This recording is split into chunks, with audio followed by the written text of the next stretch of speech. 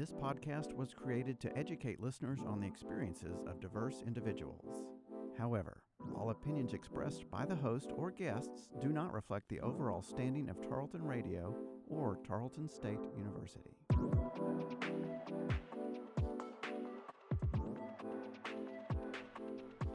Hello everyone and welcome to Making Space, a Diversity Dialogue. I'm your host Cole, and this is a bi-weekly podcast where together we'll have questions answered about socially sensitive topics while learning how to create lasting relationships with diverse people.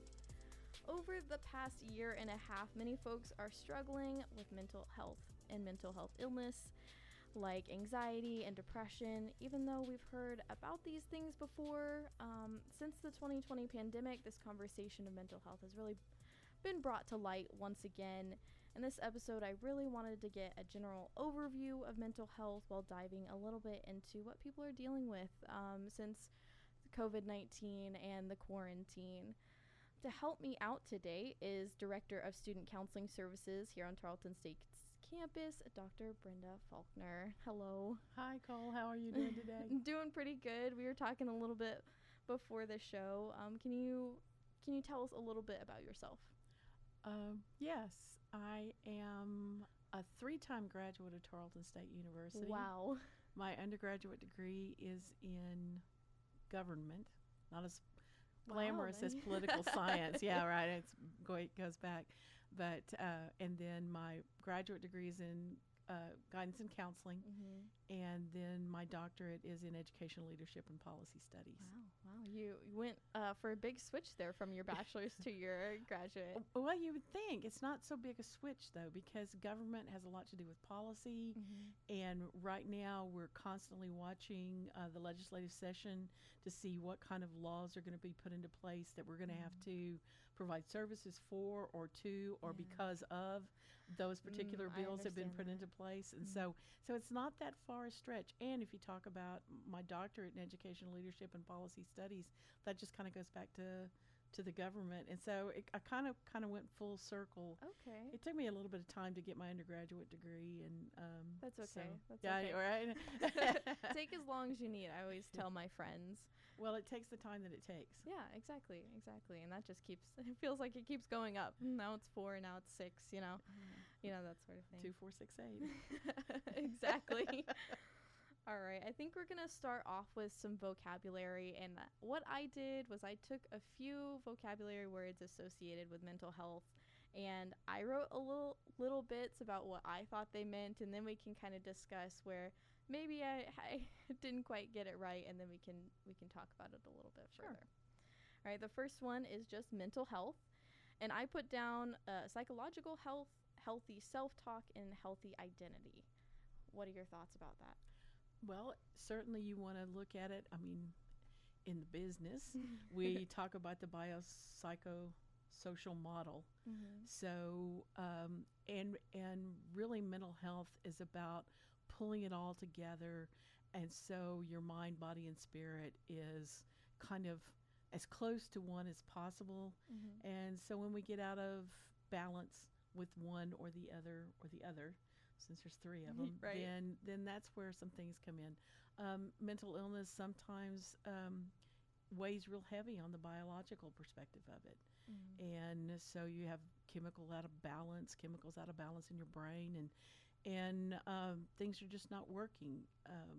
You think about your thoughts, your behaviors, your physiology, and your emotions, and how they all kind of balance to help you be as productive and I'm going to say happy as you possibly can be. That makes sense. Happiness there. I've always definitely pictured mental health as a isolated thing, but it sounds like it's not. It's definitely not. No, I don't think that it's isolated at all. Because if it were isolated, then being in isolation like we've been in the pandemic. Oh, yes. It wouldn't be a problem. You're right. But we found out that it was. Exactly. All right, we're going to move on to the next one, and that is mental illness. So I put down psychological illness, disorders of the brain. That's what I had. I don't know if that's right at all, but...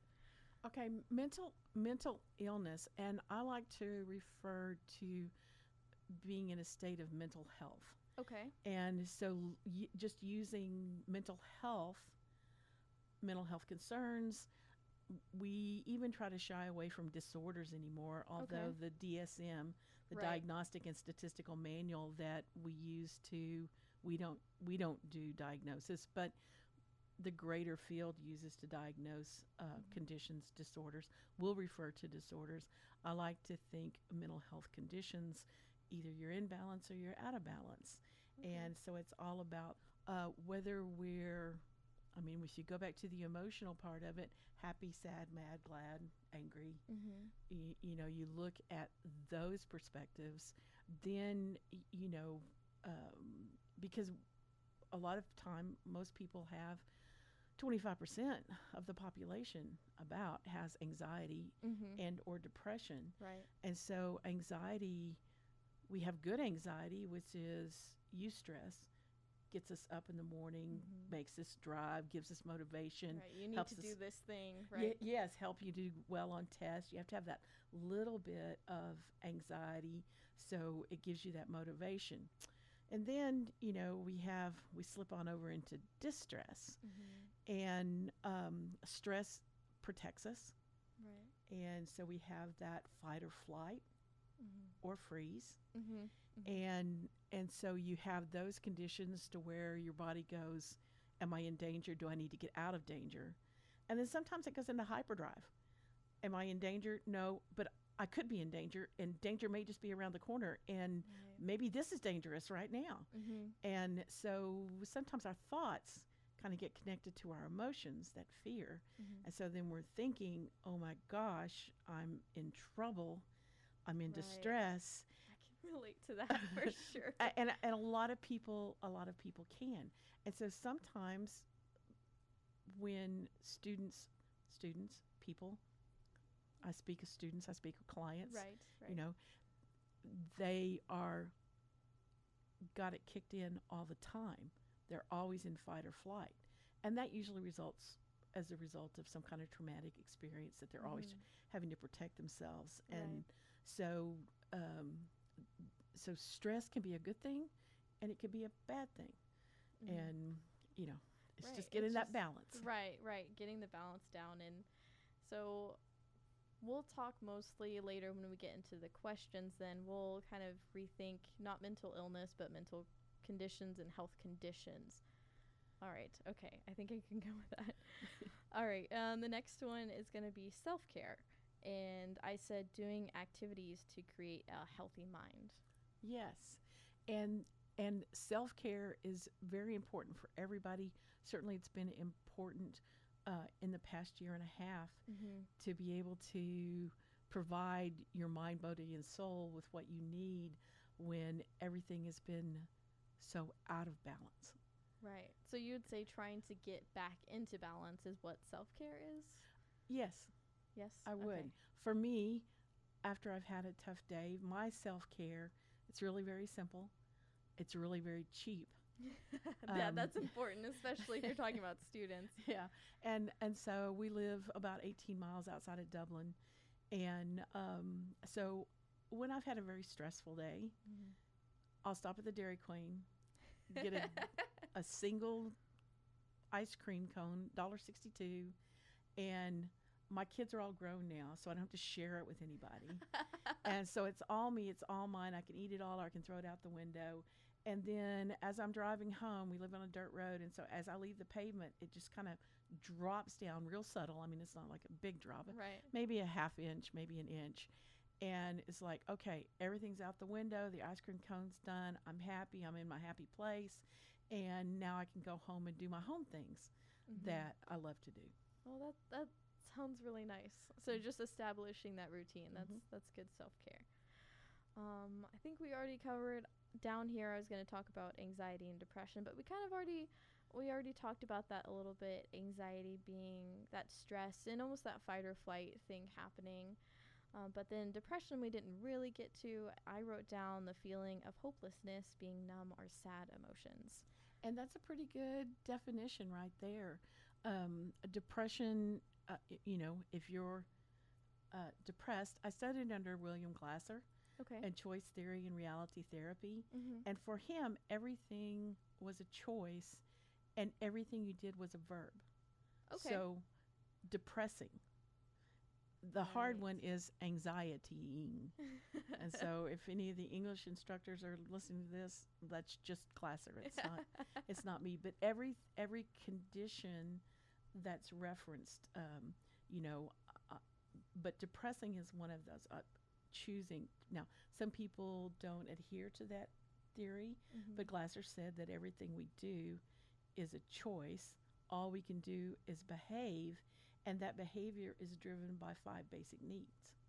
Mm-hmm. And that's love and belonging, power, fun, freedom, and survival. Okay. And so the survival goes back to the Fight or flight. Right. Yeah. And Okay. so once we, and we are moving in and out, always moving in and out of trying to meet one of those needs.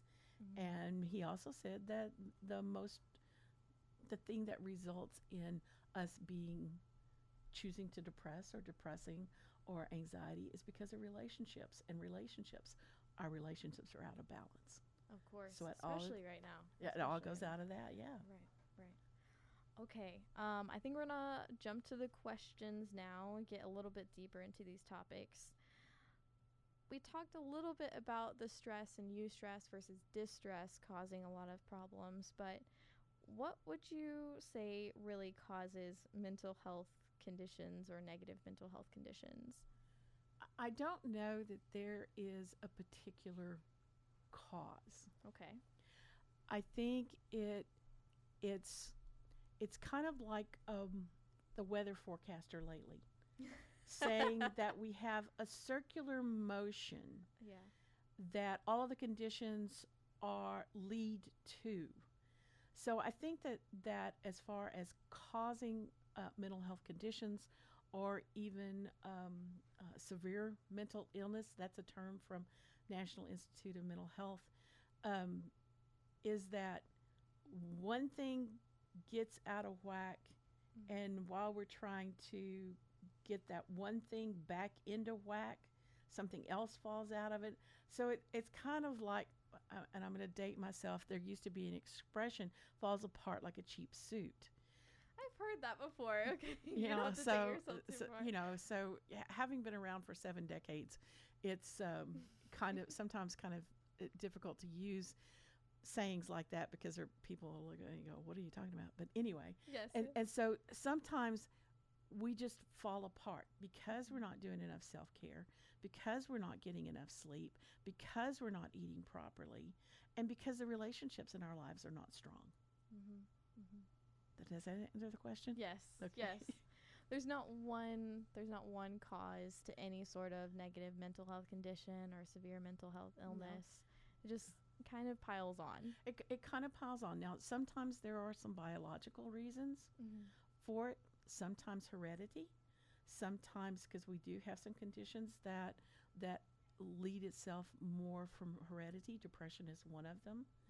And the prevalence rate for depression is, like I said, about 18 to 25% of the population, and that's based upon people who go for treatment. Right. That's not talking about people who don't even just walk around the street going, I'm depressing. Right. What signs should people look for rather to know that they need to work on their mental health, more self-care? Okay, a lot of times when we're stuck in whatever it is that we're stuck in, we're stuck. And so us being able to see that we're in not so healthy a state is sometimes really difficult. And so sometimes we have to depend on the people around us. And but we used to do in psychology, we used to have an assessment, and it was a general assessment of functioning. And so we would do that with clients come in. Are they working? Are you going to school? Do you have healthy relationships? Are you eating well? Are you sleeping well? Right. And then as you slip down the scale, I'm not going into work. I can't sleep at night. No, I'm not hungry. I don't want anything to eat. No, I haven't been out with friends lately. And so it falls a little bit further down the scale. Okay. And so that's probably a pretty good indication. personally, if you're not doing the things that you ordinarily do that bring you happiness and fulfillment, then that might throw a bit of a red flag. Okay. Just kind of listening to other people who are around you, and then also taking that self-check every now and again. Like, are you getting that ice cream cone every time you go? Are you, are in your happy place during that time or not? Yeah. Right. What are some treatments that that you would see for those type of mental health conditions, whether that be anxiety or depression? Well, and there are a multitude of theories that we have out there, some very good theorists. And Glasser's one of them, and I use Glasser because it's personal responsibility, it's reflection, it has to do with relationships, which we all have those or don't, which might lead to mental health distress. And so, Freud, way back when, said the talking cure was the best. And nobody has been able to challenge. They challenged him on a lot of things, but they didn't challenge him on the fact that a talking cure. Because a lot of times when you keep it in your head, you keep talking to yourself, man, I should be better, man, I shouldn't be doing this, man, this is not good for me, and you keep hearing, you keep agreeing with yourself, or sometimes we are in denial about things that are not where they need to be. But to say it out loud to somebody else, whether it's a friend or a colleague or a professional counselor, to say it out loud and then to have somebody repeat that back to you. So you're saying that you haven't had a shower in 3 days? And that's just it. Yeah. And they're like, no, I haven't had a shower in 3 days. That's not like me. So that's not like you at all? No, I usually get up and take a shower, and I have to have my hair washed every day, but it just hadn't been happening lately. Oh, okay. So the things that you ordinarily did, you're not doing right now. And so to hear somebody else say what you've been doing over and over and over again, that's how we help people get unstuck. Okay. To be able to recognize those things in themselves. Right. A little bit of eye-opening in a way. Yes. A light turned on, essentially. Hopefully. Now, there are other treatments. Of course, we can go to medication. I'm not a huge proponent of medication, but I have seen it work miracles in some people's lives. And certainly when medication came out in the 50s, psychotropic medication came out in the 50s, it came with a disclaimer. Take this medication along with seeing a professional. Okay. And somewhere along the way, we lost the seeing a professional because and just take the medication. Yeah, because pharmaceuticals companies don't make money on the treatment of the talking cure. Right, of course. They want their cure to be the cure. Right. And it takes a combination of both. Okay, that answers my next question, which is talking about, can mental health or mental conditions be cured?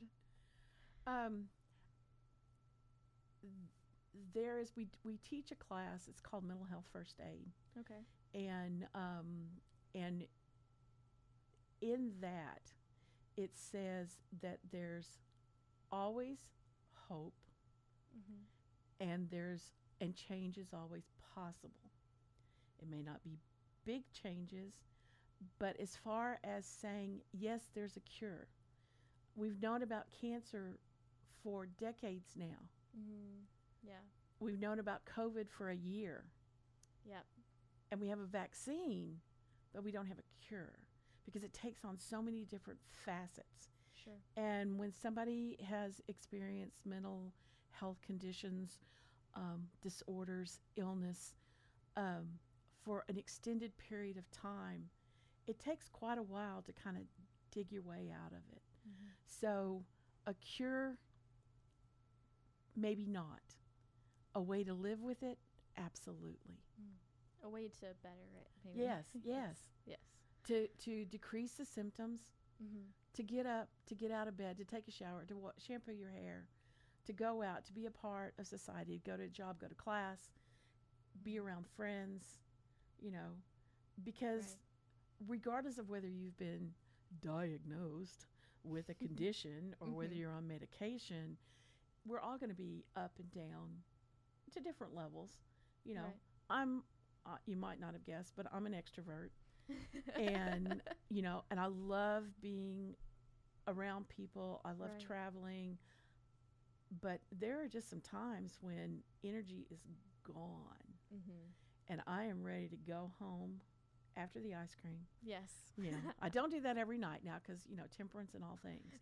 But when it's been a rough day, that's my self-care. And so I'll pop me a bag of popcorn, get on Netflix, find a movie, usually, strangely enough, one with a lot of suspense. So my heart rate gets going, so I feel, you know, alive, and just sit there and do nothing. You know, the first couple of days of the ice apocalypse. Oh, yes. I'm like, I think I'm in heaven. And then when the electricity went off and the water went off and the cows started bawling, I'm like, okay, I'm done. For listeners, at the time frame of this recording, a couple months ago we had in Texas, we had a big freeze and everyone was snowed in and iced in. So that's what Dr. Faulkner's talking about. There was a time where all you really could do, if you had electricity, was to maybe watch something that was on a streaming service if you had internet, or just sit around with yourself. and even cooking, we had to. Well, we won't go into that because, woo, that was a process in and of itself. Yes. Okay, so there is a lot of, or it's getting better. I will say it's getting better, but there is kind of a stigma centered around mental health and mental health conditions because they're not visible. And so a lot of people will discount them a little bit. Well, of course, everyone goes through that, or, you know, you can just, you know, get over it, suck it up, or something like that. So what advice would you give people who are dealing with that maybe internal denial, and what advice would you give to them because it's invisible, because no one else can see it? Well, maybe it's just me overreacting. Well, as much as I don't care for math, you have to look at the numbers. And here's me. Let's look at the science. You know, Right. How many times have we heard that in the past year? But you know, when you have that mental dialogue going, you know, or somebody is telling you, just get over it. Sometimes you can't. And it might take a little bit. Again, there's hope that you can learn to live with it, that you can maybe work with some medication and get to feeling better. What advice would you give folks dealing with the kind of stigma related to mental health? Okay, and so everybody was on the edge of their seat waiting to get the answer, and then I forgot what the question was. But the stigma of mental health is passing. When you have 1 in 4 people in a room that have experienced some kind of mental health concerns, that kind of makes it real. Right. And so 1 in 4, 1 in 5 haven't had or are now experience anxiety but have learned how to live with it. 1 in 4 or 5 have had depression to the extent that they couldn't leave their house. And we haven't even gotten to the more severe conditions. Right. And because the prevalence for those are, you know, 0.3%. There's not, but depression and anxiety, we live with it individually, we live with it as a society, we live with it as a world. And I think that what I would say is to know that there's help out there. There's help available. It's becoming more and more cost effective. Certainly now that almost everything is online. Oh, sure. Distance counseling is online. And I will say all you have to do is get on BetterHelp, whether you've got insurance or not, and they're online 24/7. It doesn't matter. There's somebody out there. There's all kinds of crisis lines that you can contact. So there's help available for you, but seeking help, I think, is the key. Mm-hmm. I agree with that. I definitely agree with that. Let's get into a little more quarantine and pandemic focused. I know. Everybody goes, oh my gosh. Exactly. Again, listeners, at the time of this recording, it's 2021. We've just gotten through sort of most of the restrictions from the COVID-19 pandemic. We've had the big quarantine. There's definitely still stuff out there we're really worried about. But asking you, Dr. Faulkner, following quarantine and the pandemic, what are some things you're really seeing people struggle with now? I think the thing that people are struggling most with right now is the isolation and separateness from other people. We're social. Yeah. As humans, we need to be around people. I know that certainly teaching a class and being on Zoom and being in meetings and not being able to have just the least little bit of contact, much less hugging. Oh, yeah. Yeah. Both my parents are vaccinated, so am I now. So I think I hugged my dad for the first time this past weekend. That's and it crazy. brings you to tears. Mm-hmm. It brought me to tears the first time I went and hugged my mom, because I hadn't seen her in about 6 months, because the campus was a scary place. Oh yeah. And I think that there's a lot of fear there. Yes, and I think that was the thing. We didn't know what it was. We didn't know how to deal with it. We didn't know how to address it. We didn't know what to do with it. All we knew was that it was sending people to the hospital and people were dying. And so and death and dying is the number one fear. Oh yeah. Of everybody. Number 2 is speaking in front of a microphone. Oh really? And so, but well, you're doing that one right now, so it's okay. and so having that fear and that anxiety, and then after 3 months and after 6 months and after 9 months and now a year and a half later, and it's still kind of lingering, and can we wear a mask? Can we not wear a mask? You know, how do I have a relationship with somebody? How do I have a new relationship with somebody? I mean, this takes it to a whole different level. Have you been vaccinated? Are you going to get vaccinated? Should you get vaccinated? What's the vaccination going to do?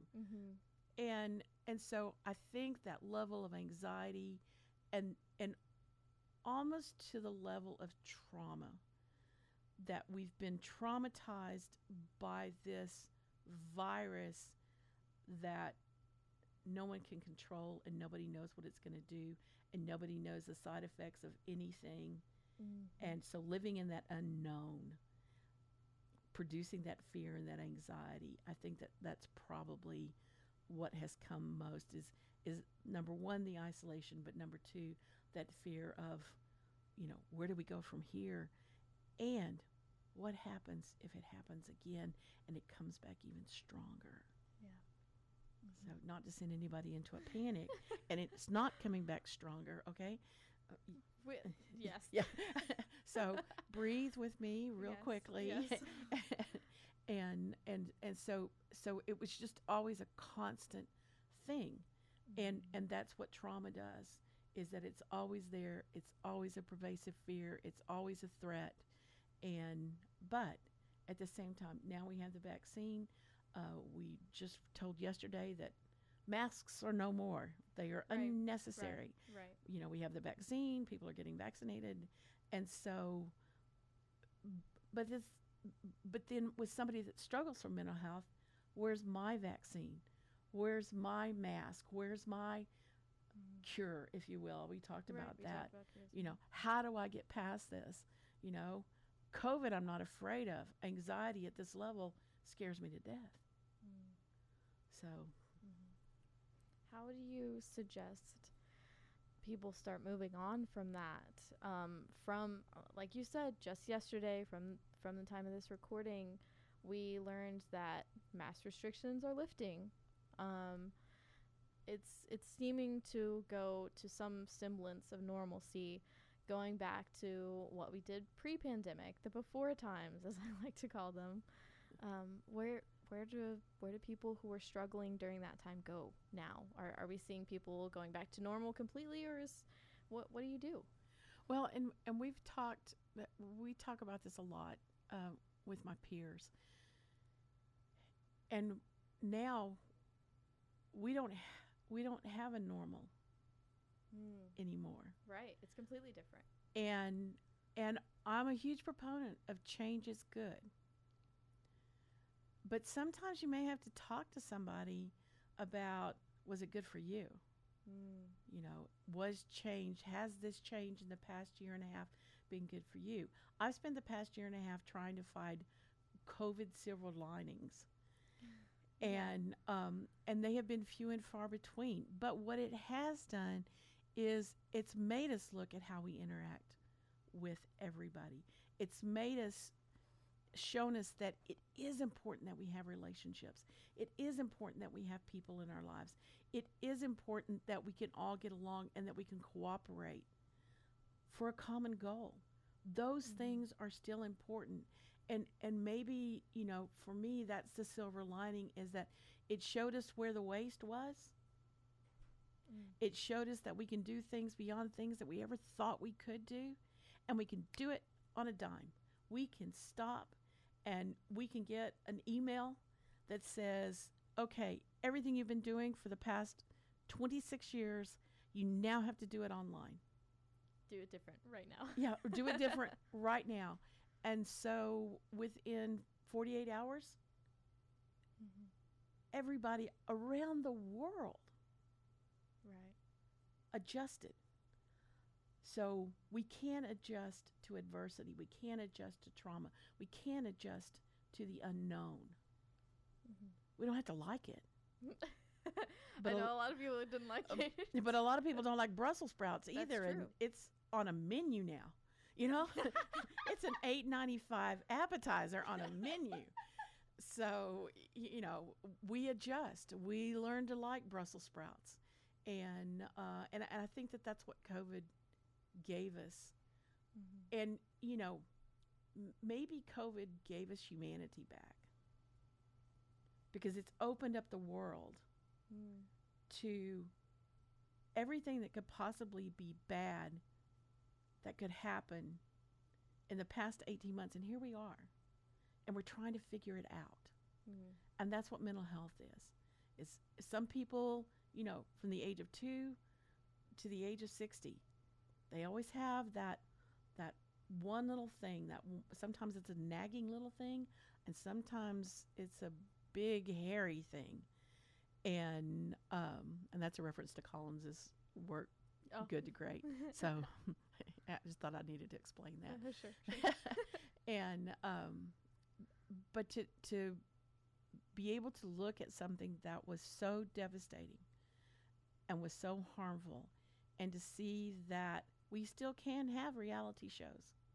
We still can see our families. We still can be cautious and careful and considerate. And we can go on. We can go on after this. We can go on. Right. All right. What advice would you give? I mean, like you said, we don't have a semblance of normal anymore, but talking about mental health again and mental health conditions, what advice would you give employers and teachers dealing with employees and students suffering from mental illness, especially now, or mental conditions? National Institute for Mental Health calls it mental illness. So, you know, it's just a little bit more comfortable for me to. No, that's what we're looking for. Those trying to remove the stigma. Yes, exactly. And so, what I would tell the employer, the faculty member, the teacher, the parent, the child, you just have to have patience. You have to have understanding.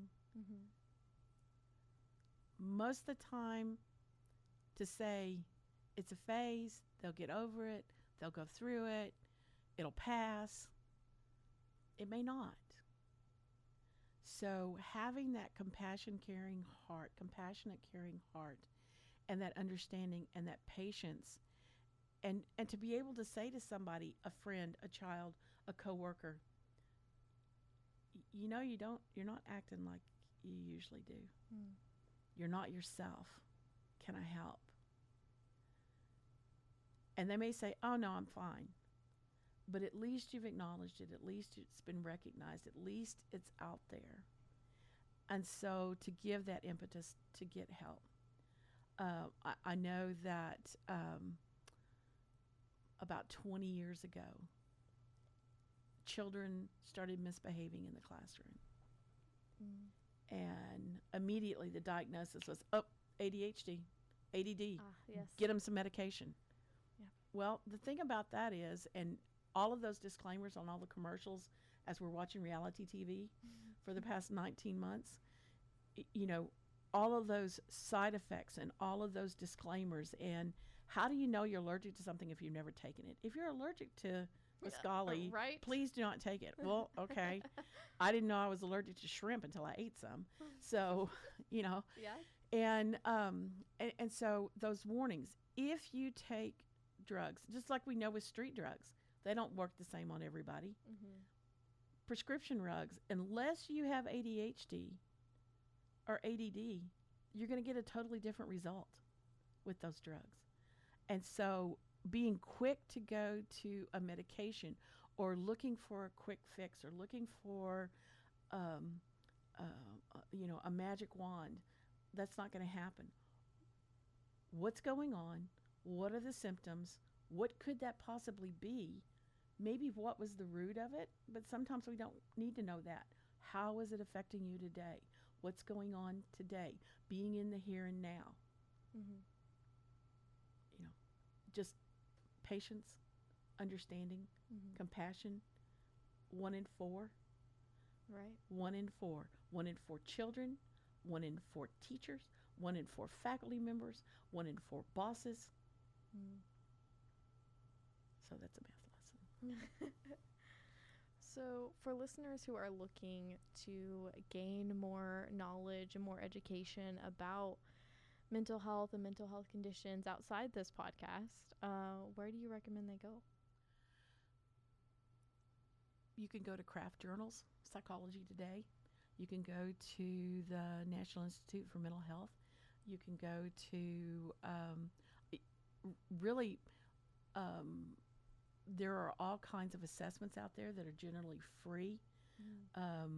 So you can see, they're not for treatment, but if, you can take an online assessment, okay, not on BuzzFeed.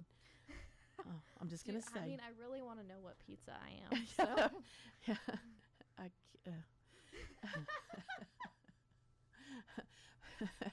But to just kind of get some information, you just Google it. What are you seeing?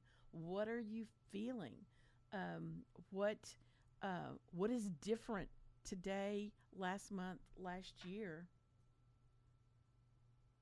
from what you've been used to doing?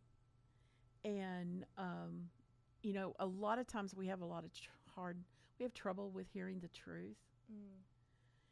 And we have a lot of times hard time speaking the truth, particularly to our friends, particularly to our family. And yeah, they may get mad at you initially, but it's because I think we walk around thinking that we're invisible and nobody sees us. And then when somebody does recognize that, oh, you haven't smiled in about a month. You haven't showered in about the same amount of time. And so to be able to be compassionate and to speak truth to people, and if they get mad at you, they get mad at you, but you've reached out to them and make a recommendation, make a referral, and hopefully they can get the help that they need. And we can all help each other out. Right. Are there any topics or anything you want to let listeners know that we didn't cover today? I'm just gonna throw one topic out, Sure. and that's we have seen a real rise lately in the use of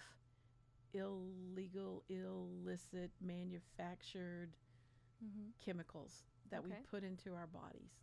Not we here today, But the but general. but Mhm. as society, and not asking any questions. We've spent 19 months wearing masks, being isolated, putting ourselves away, but yet we'll ingest these things into our bodies that we don't know what it's going to do to us. Mhm. And without question, without doubt, ask a question. Where did it come from? What's it going to do? What's the anticipated result of this? Okay. You know? And just taking better care of ourselves generally after spending so much time trying to prevent Mhm. COVID-19 when we Right. knew it was out there, Right. Exactly. and then go out and pick something up off the corner or from a friend or from a friend's aunt and ingesting it, hoping that it will help us feel better. Mhm. We got to figure out what made us feel bad in the first place. Right. Balancing that big circle going around you. Yes, Right. exactly. Exactly. So that would be one of the things that I would say. We have, since we're on a college campus, we have a lot of kids now that are using mushrooms. Mhm. I'm just going to say, be careful what you ask for. Because you Yeah. don't want to, nobody wants, there's a stigma connected to mental health. Yes, there is. And then illicit drugs and psychedelics induce those mental health conditions. So I'm just a little confused myself as a professional Okay. and Okay. a child of the 70s. Ah, yeah. All right. So we want to make sure we take care of our biology so our mental health and positive mental health conditions can be okay, and positive self-talk and self-care. Self-care is important. Listeners, you may not get ice cream for your self-care, but you may like drink some tea, which is I have a different show where I talk about tea, so that might be mine. For I'm sure. a tea drinker myself. All right. I think we covered a lot of information. And of course, like we talked about, listeners, there's plenty of information out there and plenty of topics left to learn about. So be sure to check back with us for the next episode coming out. If you'd like to know more specifically about this topic today, mental health, and something I maybe didn't cover when we were talking, check the description for all the links that I looked up and resources I've got below.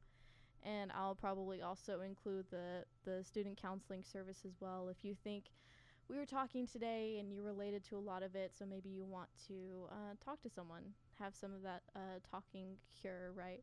Absolutely. I didn't know that we were going to be able to do advertisement. Oh, sure. But the student counseling services, we have facility here and in Fort Worth. We're open all summer. Mm-hmm. It's free. You've already Yes, paid for exactly. it with your student health service fees.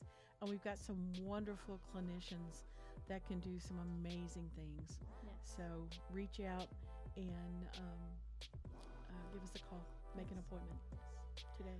For updates on the show, again, I'll put those in the description, but for updates on the show, find The Planet 100.7 on Facebook, Instagram, and Twitter.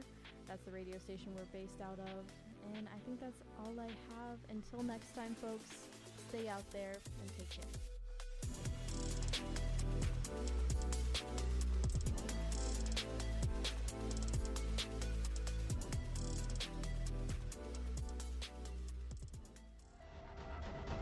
This has been a Tarleton Radio Network podcast with production from me, Taylor Welch. And me, Carissa Cole. Find more great shows by searching Tarleton Radio Network wherever you get your podcasts.